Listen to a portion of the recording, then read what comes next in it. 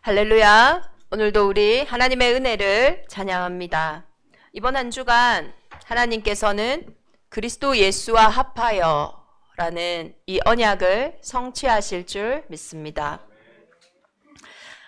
고대 그리스 철학자 중에 가장 유명한 철학자가 플라토니 스승인 소크라테스입니다. 이 소크라테스는 어느 날 신기한 이 신탁을 받게 됐어요. 그게 뭐냐면 자기가 이 세상에서 가장 지혜로운 사람이라는 겁니다. 그 말을 듣고 정작 본인은 그것이 진실된 말인지 의구심이 들었습니다. 어떻게 나는 아직도 모르는 게 많고 세상에 나보다 지식이 많은 사람이 널렸는데 어떻게 내가 가장 똑똑한 사람인가? 그래서 이 뜻이 정말로 맞는가 싶어서 세상에 유명한 각 분야의 장인들을 다 만나봤어요. 그리고 그들을 딱 만나고 하나의 결론에 도달하게 됩니다. 나는 내가 가장 지혜롭지 못하다라는 그 무지를 알고 있기 때문에 그 말이 맞구나라는 결론에 도달을 해요. 그게 무슨 말이냐면 수많은 그가 만난 장인들은요, 하나같이 자신이 무엇을 모르고 있는지 모르고 있는 거예요. 자신의 무지를 알고 있지 않는 거예요. 자기가 완벽하다고 생각하고 자기가 이 분야에서는 모든 것을 정확하게 알고 있다고 확신하고 있는 거예요. 그들의 모습을 통해서 자신이 가장 지혜로운 이유는 자신의 무지를 알고 있기 때문이고 자기가 똑똑하고 완전하다고 생각하지 않기 때문에 그 빈자리를 채우기 위해 늘 노력한다라는 거예요. 그래서 그는 많은 사람들에게 이 지혜를 이렇게 깨우쳐 주기 위해서요, 가르치는 것이 아니라 질문과 대화를 통해서 그 사람이 본질에 도달했을 때는 결국 내가 잘 모르고 있구나, 결국 내가 잘못 알고 있구나, 이것을 깨닫게 하는 거예요. 그래서 이 소크라테스의 문답법이 유명하잖아요. 많은 인지치료에도 쓰이고 또 많은 교육학에서도 이렇게 쓰이는 이론인데요. 우리가 인지라고 했을 때 이렇게 자동적 사고 이런 게 있어요. 그게 뭐냐면 어떤 현장을 딱 봤을 때 그걸 보고 바로 내가 딱 반응이 나오는 거예요. 해석을 하고. 근데 때로는 그 해석이 상황에 맞지 않는 틀린 사고일 수도 있다라는 거예요. 왜냐하면 그 상황과 현실을 정확하게 보고 나오는 게 아니라 자동적으로 내 경험에 의해서 내가 가지고 있는 각인된 것에 의해서 나라는 어떤 체질된 감정과 생각에 의해서 바로 반응하는 것 때문이에요. 그래서 소크라테스는 이런 어떤 문답법적인 사고를 통해서 이 대화를 통해서 이 사람이 내가 뭔가 비합리적인 신념을 가지고 있구나, 그것을 합리적으로 이렇게 바꿔주는 대화를 하는 거예요. 그래서 소크라테스는 이렇게 말했습니다. 내가 알고 있는 단 한 가지는 내가 아무것도 모르고 있다는 사실이다. 호세아 4장 6절에서도 마찬가지입니다. 내 백성이 지식이 없으므로 망하는도다.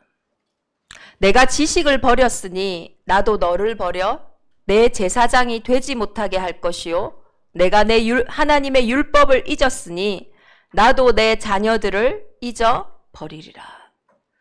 우리도요, 모르고 있는 사실이 있습니다.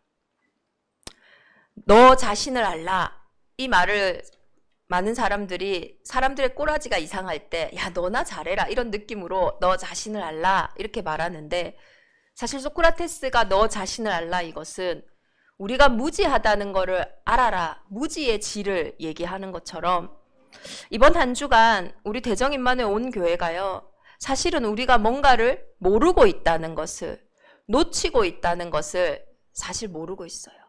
내가 알고 있는 것이 전부인 것처럼, 내가 생각하고 있는 것이 다인 것처럼 그렇게 현장을 보고 현장에 반응하다 보니까요, 거의 결과가요, 틀리게 나오는 거예요.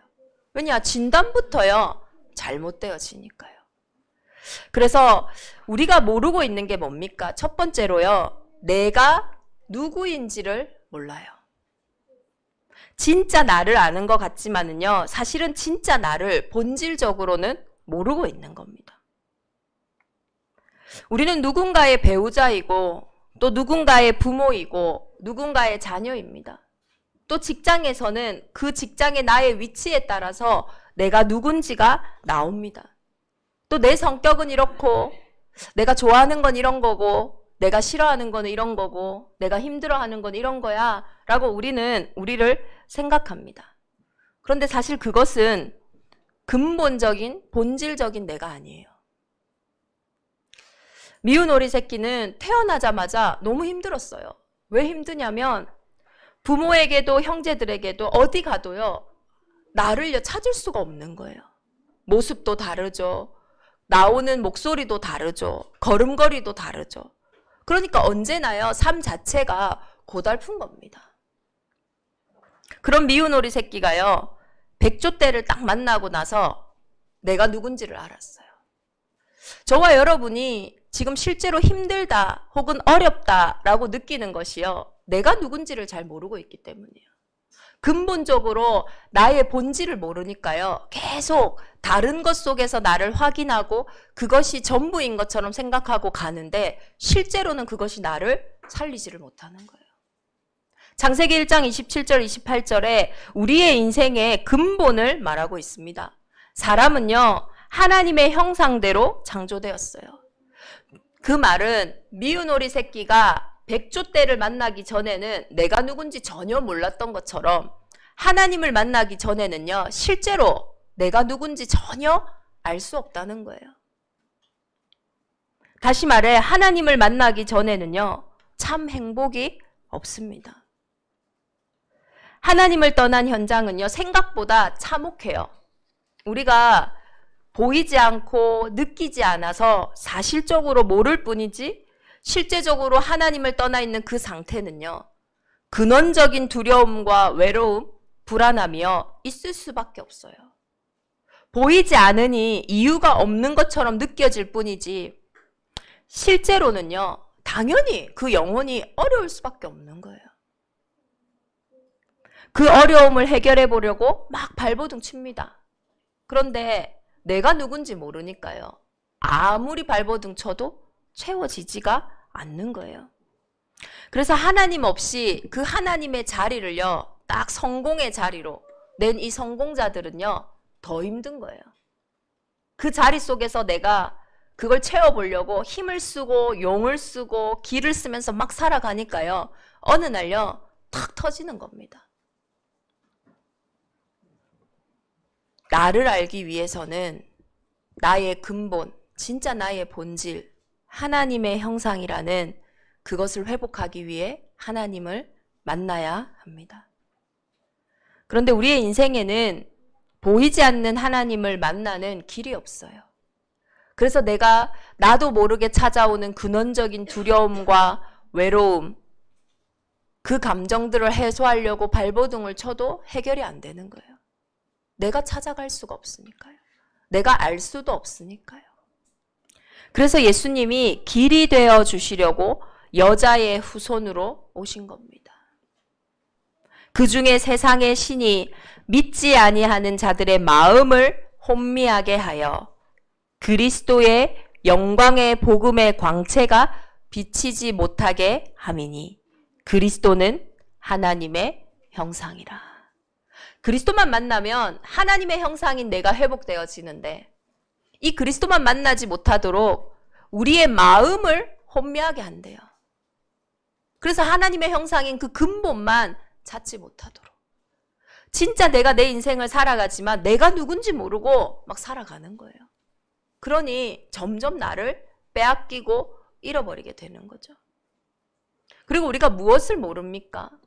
우리는요, 내 인생의 진짜 문제를 알고 있는 것처럼 하지만 진짜 문제에 무지해요. 히브리서 11장 3절에 보이는 것은 나타난 것으로 말미암아 된 것이 아니다.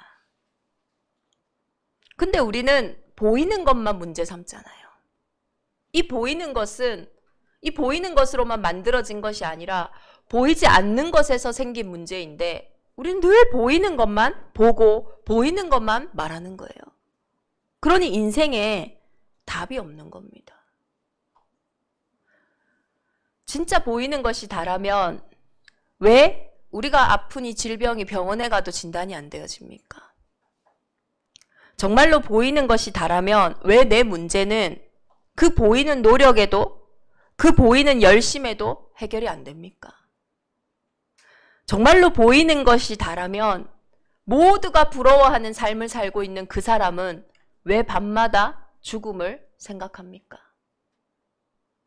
정말로 보이는 것이 다라면요, 우리가 말하는 대로, 우리가 생각하는 대로 해야 되는데 왜 절대로 그대로 되지가 않습니까? 예상을 빗나간 사건, 사고들이요, 끊이지 않아요. 왜냐? 보이는 것이 다가 아니기 때문이에요. 진짜 문제는요, 보이지 않는 문제입니다. 진짜 문제는 내 마음과 생각을 넘어 내 영혼에 생긴 문제, 영적인 문제예요. 그래서 영적인 문제를 내 삶에 보이는 문제 속에서 보지 못한다면 절대로 그 문제는 해결되지 않습니다. 아무리 노력해도요. 하나님을 떠난 인생은 참 행복이 없다 했어요. 왜 그렇습니까? 하나님을 떠난 상태가 죄의 상태예요. 이 죄가 있는 곳에는요, 저주, 재앙이 끊이질 않아요.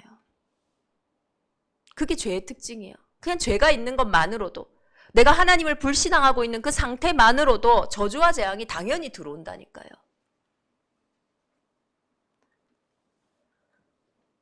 그 죄의 결과로 우리의 인생에 온 문제가 뭡니까? 죄의 삭슨, 사망이라 죽음의 문제예요. 다시 말해서 죄가 있는 그 문제는요, 완전히 내가 죽은 문제라는 거예요. 나의 영혼이 죄와 허물로 죽어 있는 상태이기 때문에 그 죽은 사람이 어떻게 움직입니까?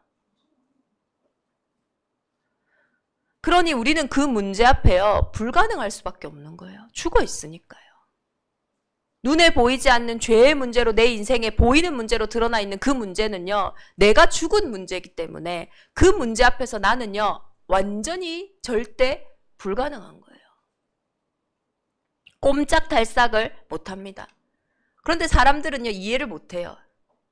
조금만 참지, 조금만 노력하지, 조금만 도전해보지. 그런데 안 되는 거예요.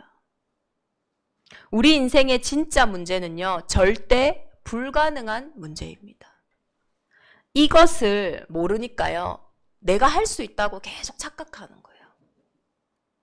그래서 내가 할 수 없는 결과를 맞이했을 때 좌절하고 낙심하는 거예요. 내가 너무 힘드니까 원망하고 핑계대는 것입니다. 그래서 정말 우리가 알아야 될 게 뭡니까? 정말로 내 인생의 진짜 문제, 이 죄의 문제는 내 힘으로는 절대 해결할 수 없는 문제라는 겁니다. 인자가 온 것은 섬김을 받으려 함이 아니라 도리어 섬기려 하고 자기 목숨을 많은 사람의 대속물로 주려 함이라. 인자가 오신 이유, 내 인생을 내 스스로 섬길 수 없기 때문에 나를 섬기러 오셨다라는 거예요. 나의 그 문제에, 절대 불가능해서 꼼짝달싹 못하는 내 삶의 그 문제에 답이 되시려고 많은 사람의 대속물로 오셨다라는 거예요. 근데 우리도 모르게 모든 일 가운데서 내가 누군지, 내 인생의 진짜 문제는 뭔지 이걸 모르고 있는 거예요. 그러니 자동적으로 내가 갖고 있는 생각, 내가 갖고 있는 경험, 그게 다인 것처럼 반응하고 그대로 판단하고 그대로 결정하는 거예요. 그러니 절대 나를 벗어날 수도 없고 죄로부터 오는 운명을 벗어날 수도 없고 더 큰 문제가 남아있어요. 세상을 모르기 때문에 세상의 종노릇할 수밖에 없는 거예요. 세상의 임금이 누굽니까? 물론 윤석열 대통령이죠. 그런데 성경은 세상 임금이 사단이라고 얘기했어요. 우리의 씨름은 혈과 육을 상대하는 것이 아니요 통치자들과 권세들과 이 어둠의 세상 주관자들과 하늘에 있는 악한 영들을 상대함이라. 정말 적을 모르고 싸우니까요, 판판이 깨지는 겁니다. 사단은 지금도 정치, 경제, 사회, 문화를 통해서요, 속이고 있어요. 뭐만 속입니까? 진리만 알지 못하도록. 진리 속에서 나를 찾지 못하도록요. 그러니 거짓말에 속아서요, 늘 우리는 세상 속에서요, 서로 오해하고, 상처받고, 미워하고. 그래서 나를요, 세상의 노예가 되어버리도록. 진짜 나를 잃어버리고. 세상의 대리자로, 통치자로 부른 왕 같은 제사장의 축복을 잃어버리고 세상의 어느 순간 노예가 되어버린 거예요. 사람이 먼저 강한 자를 결박하지 않고서야 어떻게 그 강한 자의 집에 들어가 그 세간을 늑탈하겠느냐. 세상신 임금 사단이 붙잡고 있는 그 현장에 강한 자를 결박하지 않고 어떻게 빼앗긴 것들을 찾아올 수 있겠어요? 사단의 일을 이기신 분이 예수님이에요. 요한일서 3장 8절에 죄를 짓는 자는 마귀에게 속하나니 마귀는 처음부터 범죄함이라. 하나님의 아들이 나타나신 것은 마귀의 일을 멸하려 하심이라. 지금도 거짓말쟁이 마귀는 내 인생을 속입니다. 어떻게 해요? 내가 알고 있는 내 모습이 진짜 내 모습인 것처럼. 내가 지금 보고 생각하고 판단하고 있는 그 문제가 진짜 문제인 것처럼. 지금 내가 세상에서 경험하고 있는 그것들이 다인 것처럼 지금도 나를 무지 속으로 여호와를 아는 지식이 없어 망하도록요 끊임없이 속이고 있는 거예요. 진짜 나를 안다면요 참 행복할 수밖에 없어요. 진짜 인생의 문제를 안다면 언제나 답을 가지기 때문에요. 절대 불가능 속에서 절대 가능할 수밖에 없다니까요. 진짜 우리가 세상을 안다면요. 담대하라 내가 세상을 이기었노라 하신 그 말씀대로요. 언제나 승리할 수밖에 없어요. 이번 한 주간에요.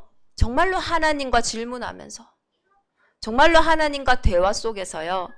우리도 자동적으로 가는 나의 틀린 생각, 삐뚤어진 감정 이 속으로 들어가는 것이 아니라 정말로 나의 근본을, 인생의 근본을, 세상의 근본을 회복하기를 예수 그리스도의 이름으로 축원합니다.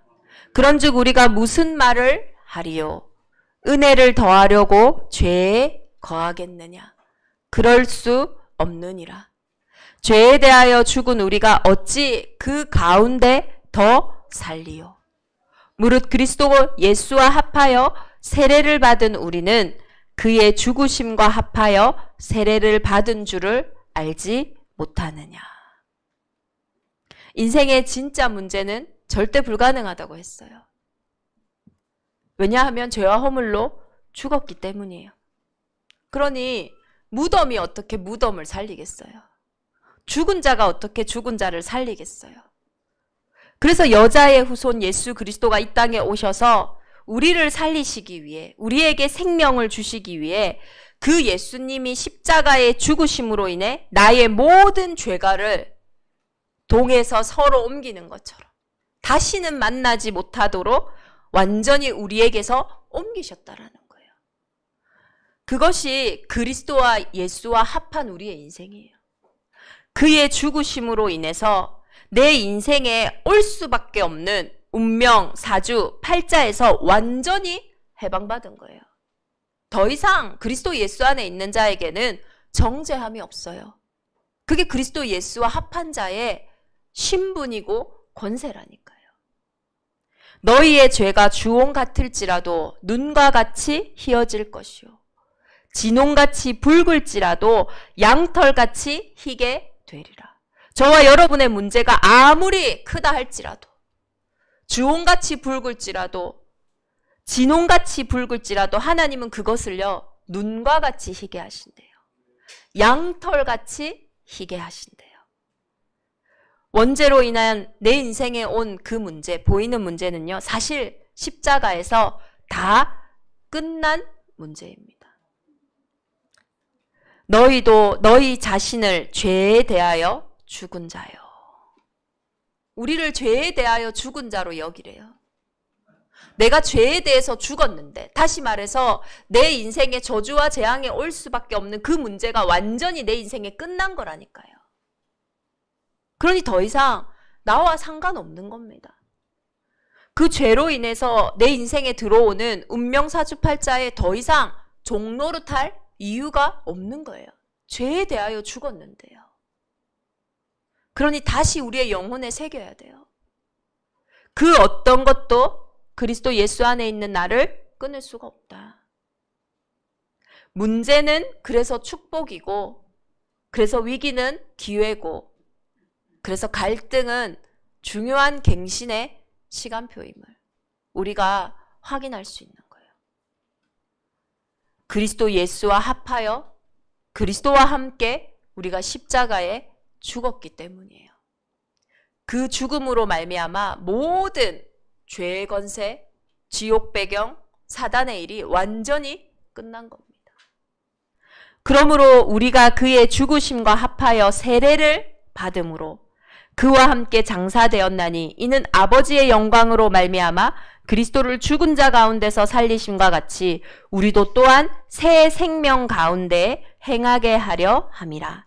만일 우리가 그의 죽으심과 같은 모양으로 연합한 자가 되었으면 또한 그의 부활과 같은 모양으로 연합한 자도 되리라. 십자가에 죽으신 그리스도는 다시 부활하셨어요. 부활하심으로 참 우리의 인생의 왕이 되신 거. 그래서 이제 우리는 십자가에서 나의 옛사람은 죽고 새 사람이 된 겁니다. 사망에서 생명으로 옮겨진 거예요. 새 포도주를 낡은 가죽 부대에 넣는 자가 없나니 만일 그렇게 하면 새 포도주가 부대를 터뜨려 포도주가 쏟아지고 부대도 못 쓰게 되리라. 그리스도와 함께 산다는 게 무슨 말입니까?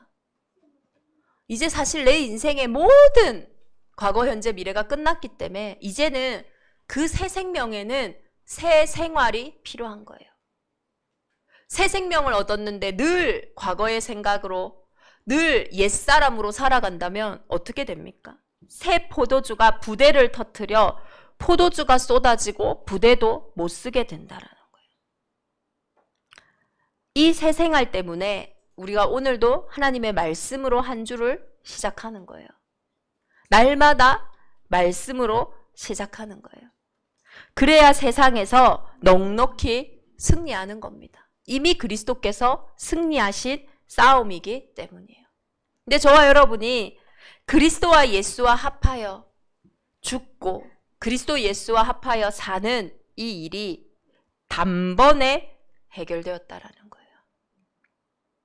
그는 저 대제사장들이 먼저 자기 죄를 위하여 다음에 백성의 죄를 위하여 날마다 제사 드리는 것과 같이 할 필요가 없으니 이는 그가 단번에 자기를 드려 이루셨습니다. 염소와 송아지 피로 하지 아니하고 오직 자기의 피로 영원한 속죄를 이루사 단번에 성소에 들어가셨느니라. 그리스도께서 단번에 죄를 위하여 죽으사 의인으로서 불의한 자를 대신하셨으니 이는 우리를 하나님 앞으로 인도하려 하심이라. 육체로는 죽임을 당하시고 영으로는 살리심을 받으셨으니. 복음은요, 단번에 끝난 거예요. 이것이 종교와 가장 큰 차이인 겁니다. 사람이 시작한 것이라면 세상의 방법이 맞겠죠.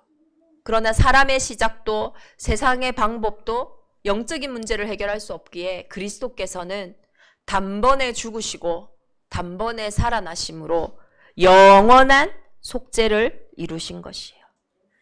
이미 끝난 일이지만 우리에겐 아직의 시간표가 있습니다. 예수 그리스도와 합하여 더 이상 내가 모르고 있는 그 사실에 속아서 내가 모르고 있다라는 걸 모른다라는 게 참 이게 어려운 일이거든요. 왜 나에게는 그게 진리거든요.